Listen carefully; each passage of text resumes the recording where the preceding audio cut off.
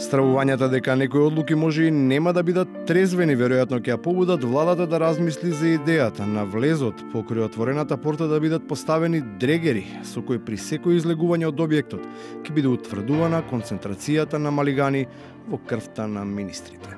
Да се назначи представник на бизнис заедницата за вице-премиер е отприлика исто како да назначите човек кој што љуби да пие, да чува визба во која што има складирано алкохол.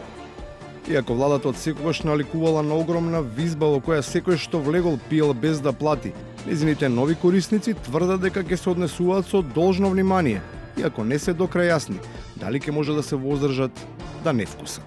Значи да, може да сте да сте љубител на алкохол, а може да сте совесени да ја чувате визбата добро, значи не мора да се опивате ако сте љубител на алкохол. Кога сте во таа визба не мора да сте ниту обичен љубител на вино, затоа што промилите растат само од присуството, бидејќи власта сама по себе опива.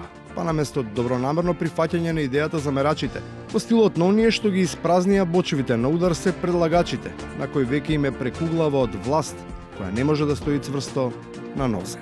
Тоа се мал број на медиуми, веројатно, па би рекол, веројатно малце од некои центари инструирани. Значи, гледам дека се занимаваат со тие работи, мене ми е драго, јас сум спремен да дебатирам за тоа со нив.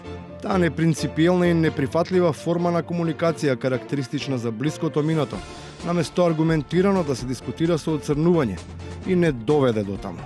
Од визбата не само што веќе нема што да се точи, туку се нападнале и обичните чешми, па дури и за тоа, пак ќе плаќаат, а ќе останат жедни, оние што не пробале ниту капка.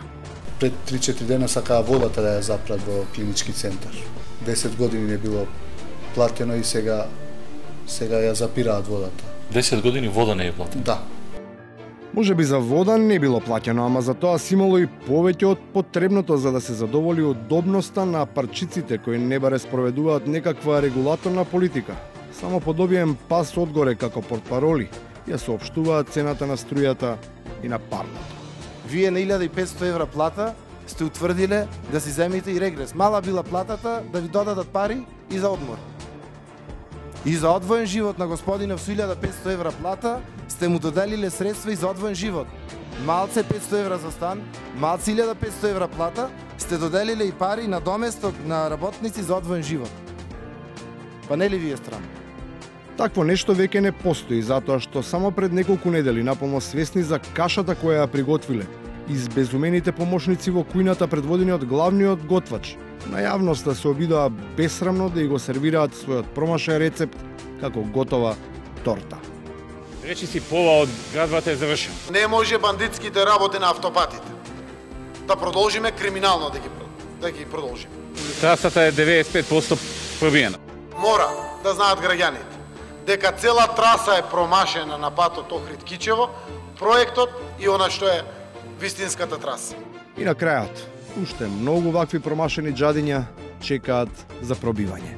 Ако е грк, ќе биде грчки Александар, а не македонски Александар. А цар Самуил? Цар Самуил е татко на Александар. Кога колосеците се вака целосно изместени, нема друго решение.